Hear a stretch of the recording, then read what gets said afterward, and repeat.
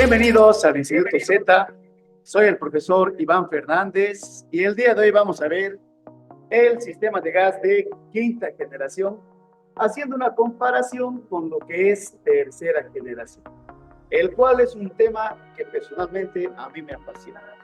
Muy bien, en primer lugar vamos a empezar por el tanque de gas, por el cilindro de gas que tenemos en este punto y utilizamos el mismo cilindro tanto en tercera como la generación, lo cual sigue siendo diseñado de acero al carbono con sus revestimientos de fibra de carbono para aligerarlo un poco.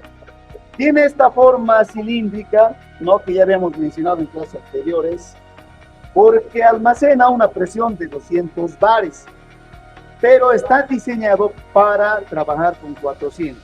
El fabricante así lo decide porque al trabajar con la mitad de esa presión es más seguro para los que manejamos este sistema. Ahora, les mencionaba que tiene esta forma de cilindro y es para que el gas cuando ingrese no encuentre ningún punto débil. En cambio, si fuera de una forma cuadrada o en algún punto tuviera una esquina o una soldadura, sería un problema para el cilindro de gas porque sería un punto débil, ¿no? Por eso siempre van a ver que viene de forma cilíndrica.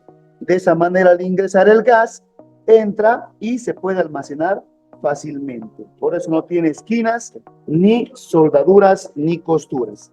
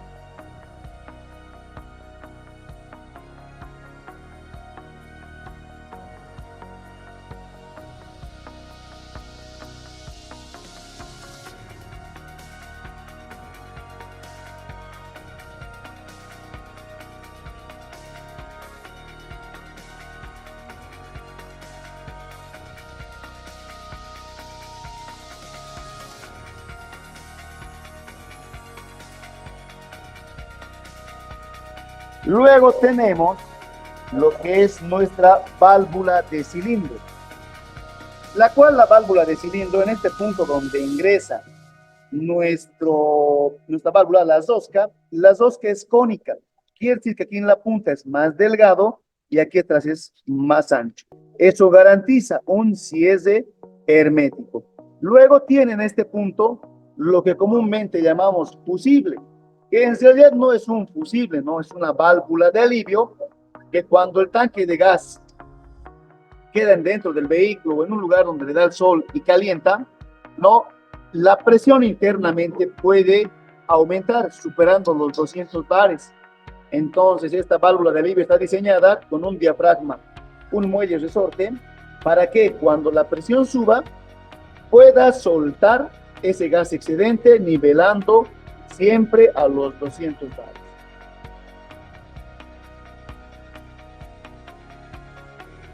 Y luego tenemos la llave de paso para cierre de emergencia, el cual, si pasa algún accidente, el conductor puede ir y cesar la válvula para que no pase nada, ¿no?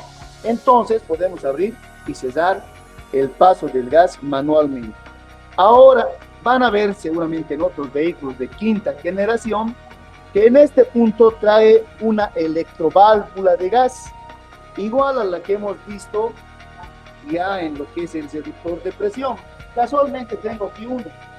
Entonces, esta electroválvula de gas que pueden ver aquí, ya trae algunos vehículos que tienen quinta en este punto y trabaja de la misma forma. Igual le va a llegar un positivo para abrir o cesar el paso del gas desde el conmutador y en este caso desde la computadora de lo que es nuestra quinta generación. Luego viene y tenemos lo que es la cañería de alta presión, que tiene estos rulos siempre al salir. Vas a recorrer todo el vehículo Y a la llegada de la válvula de carga también va a haber estos zulos, como se puede ver en este punto. Y de la válvula de carga hasta lo que es mi seductor también hay los zulos. En los vehículos lo van a encontrar de esa manera. ¿Qué función cumplen los zulos?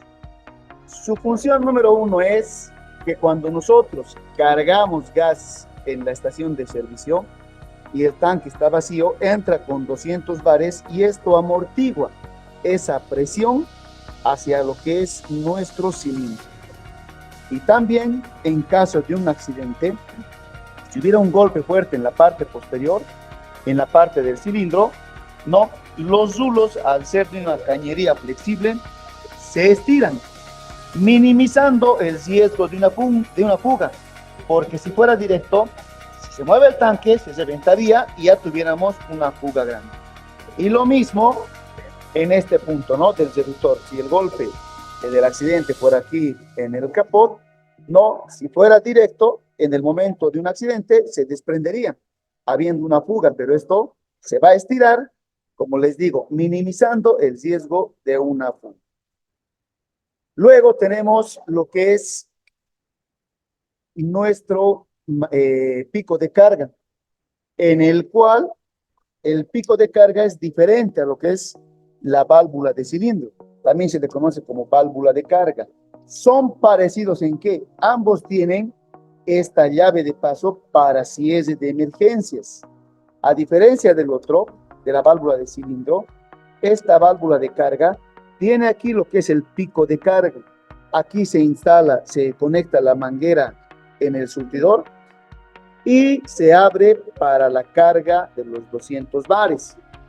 Entonces, en este punto tenemos un diafragma con un muelle, el cual con la presión va a ceder, permitiendo el paso de los 200 bares. Una vez ya cargados los 200 bares, ¿no? Se desconecta la manguera y la misma presión que ya está dentro del cilindro, los 200 bares, empujan ese diafragma para que se cierre en este punto. Entonces, al momento de carga y cuando se termina de cargar, es la presión la que mueve el diafragma para que ingrese el gas o el mismo gas le empuja para que se cierre y ya no pueda salir, ¿no? Luego pasamos a este componente que, a diferencia del de tercera generación, que tengo la tercera que estaba mostrando, ¿no? Este solo tiene dos etapas, primera y segunda etapa. Pero este tiene 3 etapas, por eso es más grande. Tiene la primera etapa, segunda etapa y la tercera etapa, que es todo este plan. Ahora, ¿por qué solo tiene 2 etapas? Porque cuando ya tenemos quinta generación, sabemos que el de quinta generación cuenta con sensores, cuenta con la computadora, se puede ver la computadora de este lado, cuenta con la computadora y cuenta con sus inyectores. Ahora, el de tercera generación ya habíamos mencionado que es un sistema que va a recibir 200 bares, va a reducir los 200 bares de manera neumática mediante un diafragma y un resorte, ¿no? El cual en este punto es bastante robusto, a 3.5 bares. De aquí va a pasar de 3.5 a 1.5 y aquí se cierra porque tenemos la electroválvula, pero después pasa a través de los tornillos de regulación a lo que es la tercera etapa, la cual recibe 1.5 bares y los reduce a presión atmosférica. En esta parte necesitamos para nuestros inyectores mayor presión. Es por eso que aquí el reductor ya no tiene esta tercera parte. Es como si verían el reductor solo primera, segunda etapa. Entonces, esto de aquí, este punto que vemos aquí, lo tenemos de esta manera, ¿no? Entonces, esta ya es la salida regulada a 2 bares. ¿Qué es lo que pasa aquí, señores? Antes, este tenía una posición en el vehículo, tenía que ir de esta manera, de frente al vehículo. No podía venir de esta manera. ¿Por qué? Porque cuando aceleraban o frenaban, la tercera etapa es tan débil, la tercera membrana, que se podía cesar o ya no reducía y se pasaba el gas por 1.5 bares ahogando el vehículo. Entonces, sí o sí tiene que tener esta posición en el auto. En cambio, aquí en quinta generación, ya no se ve la tercera etapa. Puede venir de esta cara, puede venir de la otra o de la otra cara. Ya no va a haber ningún problema. Siempre y cuando, no, acá arriba la tapa, que la tenemos de color negro, esté hacia arriba. No le podemos poner echado ni al revés. Simplemente estamos haciendo referencia a la posición que tiene nuestro reductor de presión. En este caso es Landi Denso, la marca, ¿no es cierto? Ya sabemos que hay Tomasetto a Chile, sabemos que hay AEB, ¿no? Lobato, que son otras marcas, las cuales han trabajado aquí en Bolivia. Ahora, este reductor de presión, ¿qué tiene en comparación con esta otra parte de las dos etapas? En primer lugar, podemos ver aquí el sistema de calefacción, que en este también lo podemos ver, y son estas dos mangueras, el sistema de calefacción. El sistema de calefacción trabaja con el sistema de refrigeración del vehículo, pero para el sistema de gas es calefacción. ¿Por qué? Porque cuando el gas ingresa a la primera etapa, se despresuriza. Quiere decir que es como si estuviéramos soplando a 200 bares, ¿no? Y eso hace que el gas internamente en la primera etapa se empiece a escarchar y se congele, tapándose solo, y el paso del gas ya no va a circular, ¿no? Por eso, estas dos mangueras reciben el refrigerante del vehículo ya caliente, dan una vuelta y circula. Se va de nuevo a lo que es el radiador, ¿no? Evitando así que se escarche el gas, pasándole la temperatura al mismo. Luego, la primera etapa va a recibir los 200 bares, va a reducir aproximadamente 3.5 bares y después se va a reducir a 2 bares. Y ya no necesitamos reducir más. ¿Por qué? Porque después, por esta manguera que la habíamos desconectado, lo voy a colocar, va a venir el gas hacia lo que es nuestro sensor, antes el filtro, sensor y mis inyectores. Pero para eso yo tendría que haber pasado el sistema a gas. También se puede pasar automáticamente. Pero primero les voy a hablar de estos dos componentes. Si pueden ver en la parte de aquí, en la parte posterior, ¿no? Se los voy a mover la maquetita. Tenemos el manómetro de presión de gas, el cual este manómetro de presión de gas es una parte, trabaja con una parte neumática que la presión empuja un diafragma, le mueve al diafragma y la agujita se eleva.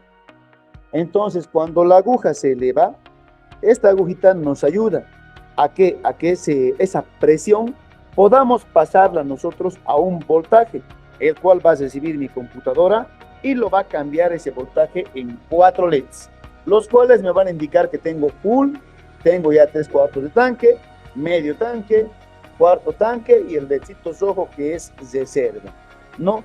Y todo esto, señores, todo esto va a ser posible a través de un sistema bastante interesante en el cual me ayuda lo que es la aguja. Denme un segundito y se los voy a sacar para mostrarles, por favor.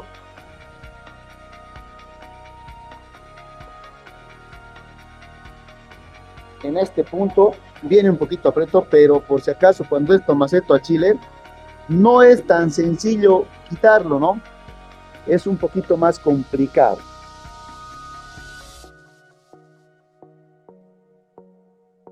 Hay que tener un poquito de paciencia, un destornilladorcito más pequeño tal vez se utilice. Ya me lo está yendo a conseguir mi ayudante. Entonces, como les mencionaba, mientras voy sacando esto, aquí lo que tenemos es un sensor óptico, el cual, como habíamos visto en semestres pasados, ¿qué hace el sensor óptico? Recibe un voltaje y lo va aterrizando. Tengo un poquito de miedo para sacar esto porque este destornilladorcito es un poco grueso. Aquí está mi destornillador plano. Muy bien, entonces aquí ya es más sencillo sacar, ¿no?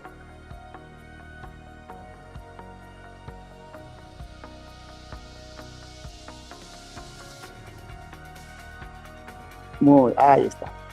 Entonces, con la herramienta adecuada sale fácilmente, ¿no?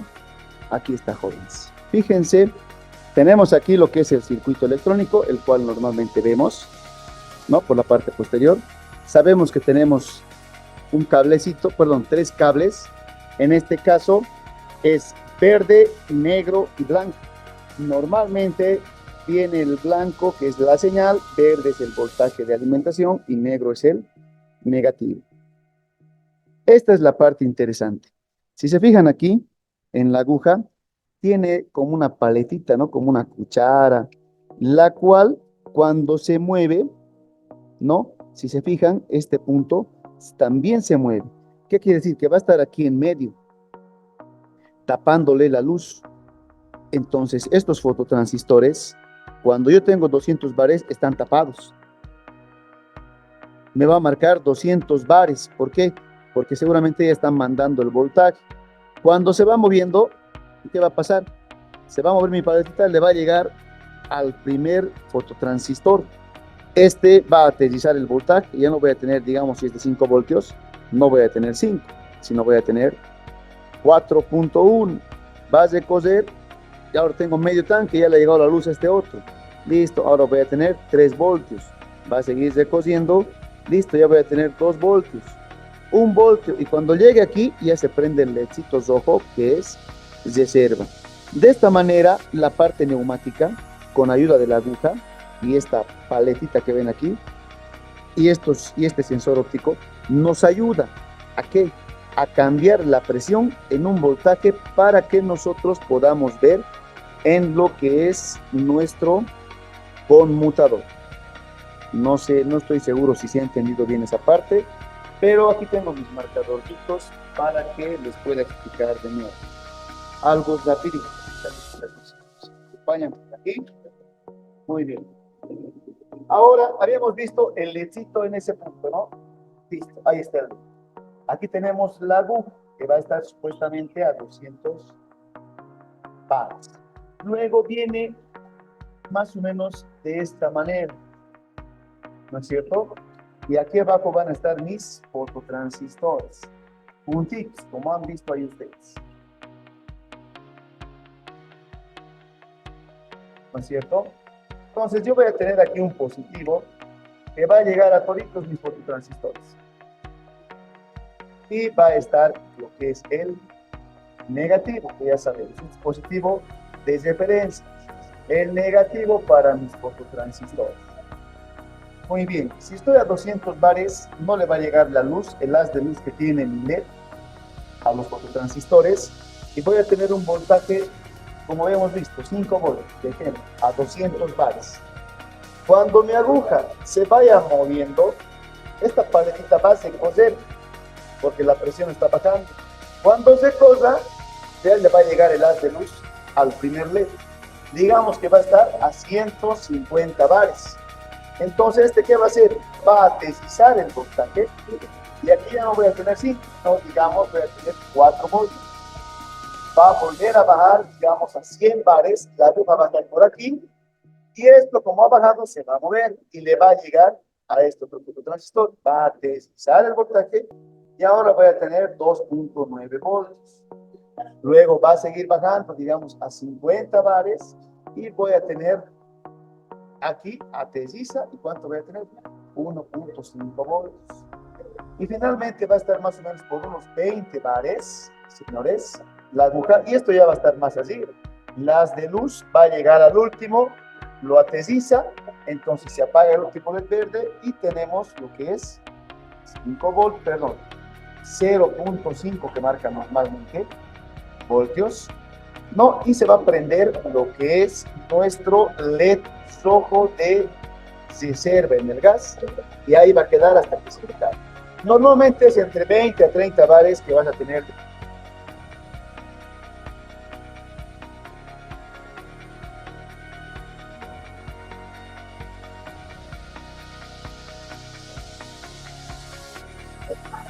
no te va a mostrar aquí un voltaje, ¿no? Ni tampoco en el conmutador de tercera generación. ¿Qué te va a mostrar aquí? Te va a mostrar los LEDcitos, estos 4 LEDs verdes encendidos, y va a irse apagando uno por uno. 3, 2, 1, rojo, reserva. Y vas a tener aproximadamente de 30 a 20 bares para poder llegar al surtidor a reabastecer tu sistema de gas, ¿no? Para cargarlo de nuevo. Ahora que ya hemos visto esta parte del manómetro, pasamos al solenoide. Ya habíamos mencionado un principio que teníamos un solenoide también aquí en lo que es nuestra electroválvula, nuestra válvula de cilindro. Mayormente viene a este ladito la electroválvula para dejar pasar el gas en la salida. En algunos sistemas viene, en otros no, como el que tenemos aquí.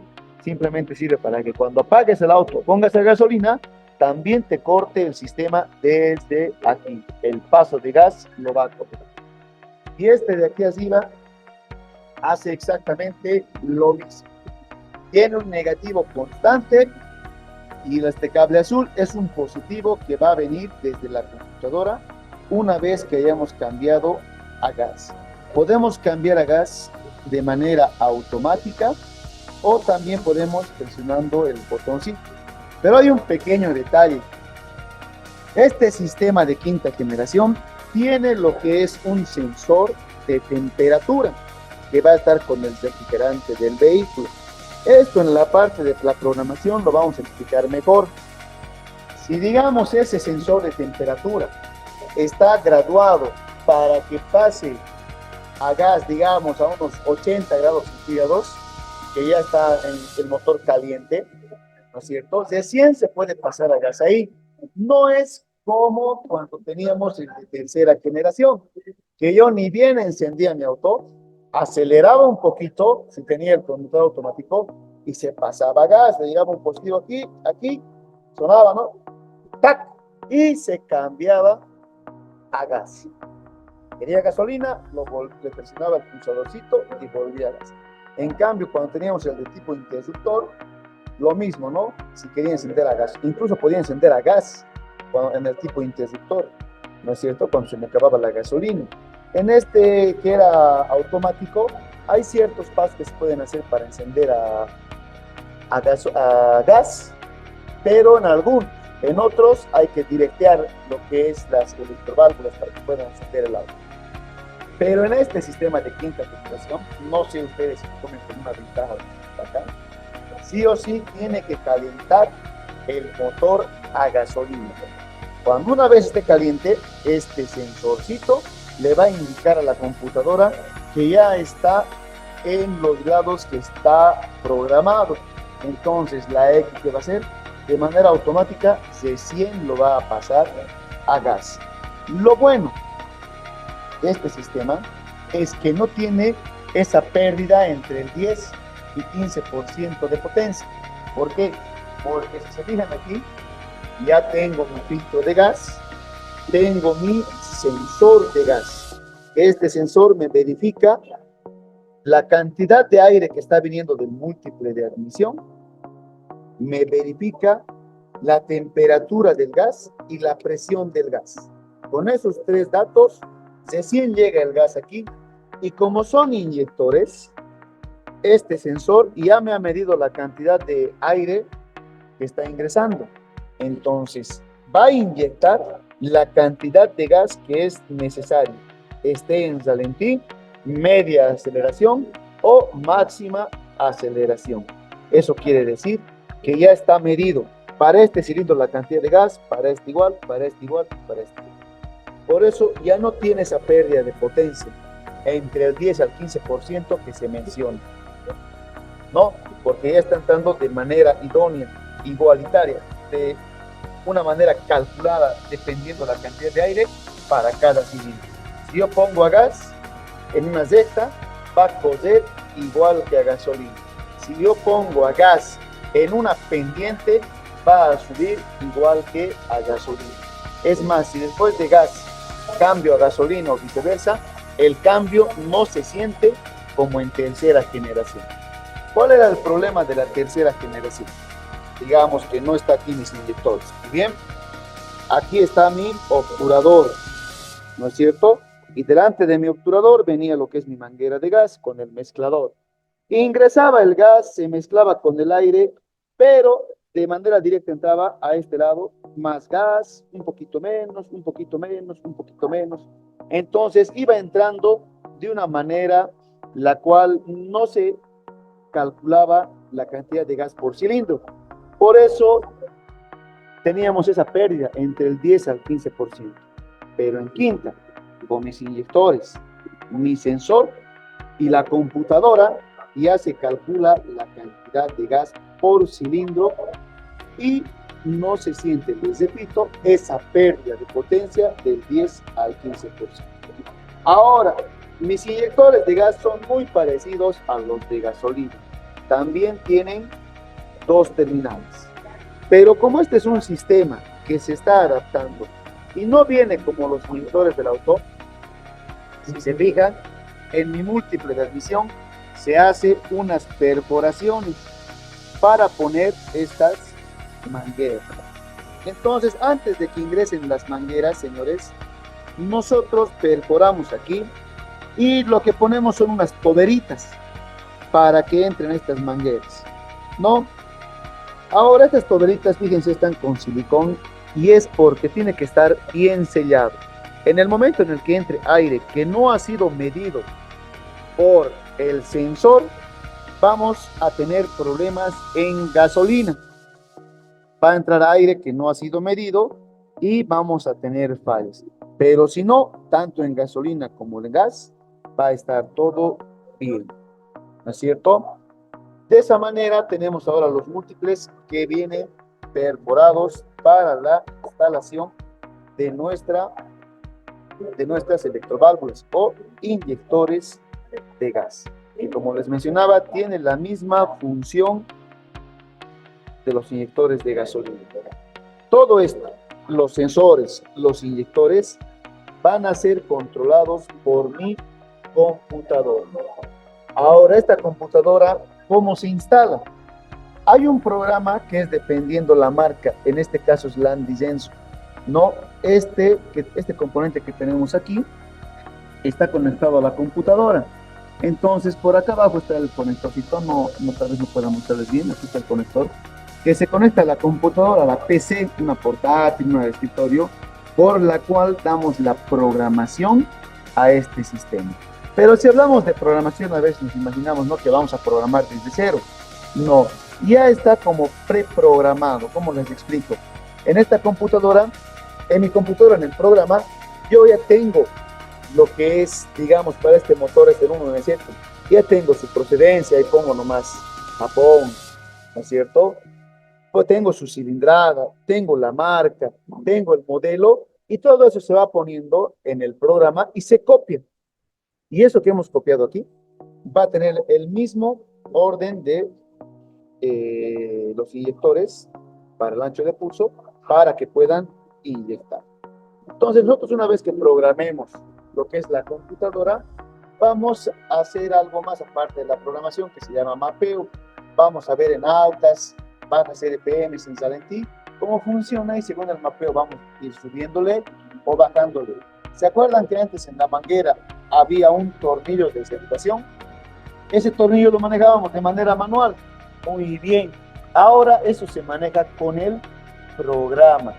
Se maneja con el programita y se va regulando desde la computadora. Por eso es un poco difícil, ¿no? Ya sin ese programa, dar una... O sea, si hay una falla, dar con la falla directamente, solamente escuchando o viendo cómo está trabajando el motor. Como les digo, cuando tenemos una falla en un sistema de inyección, ¿qué utilizamos? Utilizamos el escáner. Muy bien, cuando tenemos una falla en el sistema de gas, utilizamos el programa. Sin ese programa, lamentablemente, no podemos decir es esto, es este otro.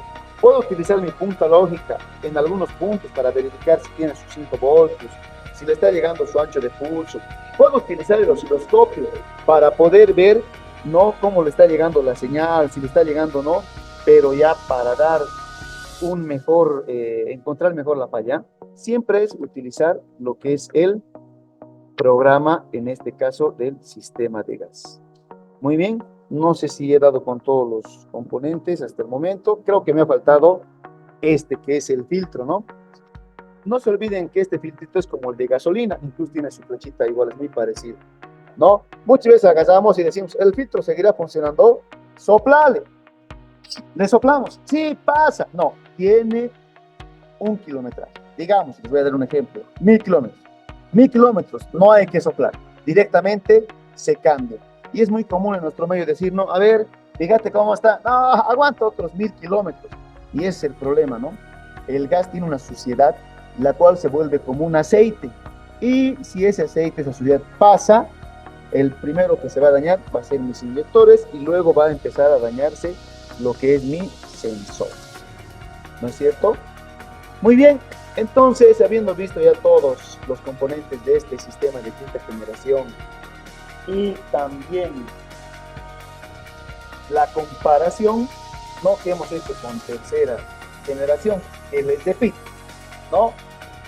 Es como comparar un vehículo a carburador con un vehículo a inyección. A carburador entra con presión atmosférica, incluso, no sé si alguna vez en todo el carburador se han terminado la bomba de gasolina, ¿qué hacíamos?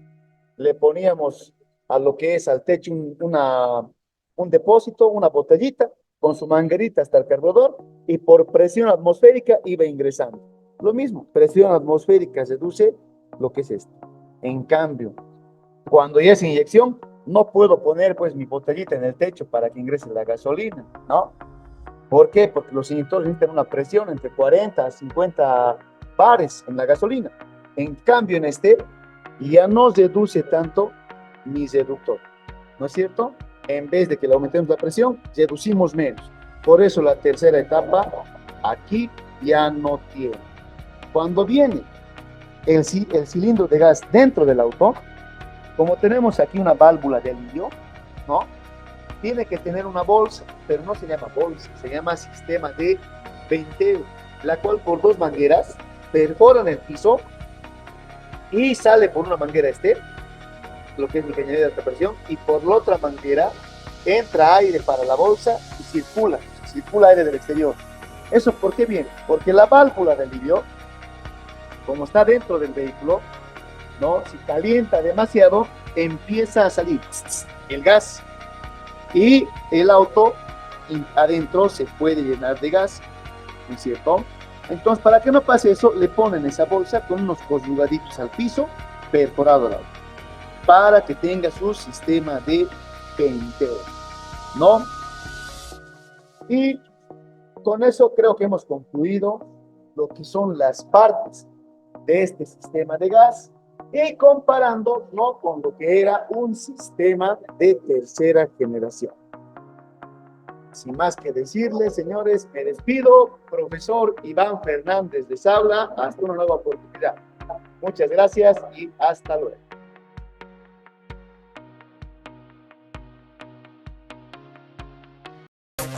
Estos son todos los componentes necesarios para una correcta instalación. Como pueden ver, no son muchos, lo que hace que sea un procedimiento muy poco invasivo y muy confiable.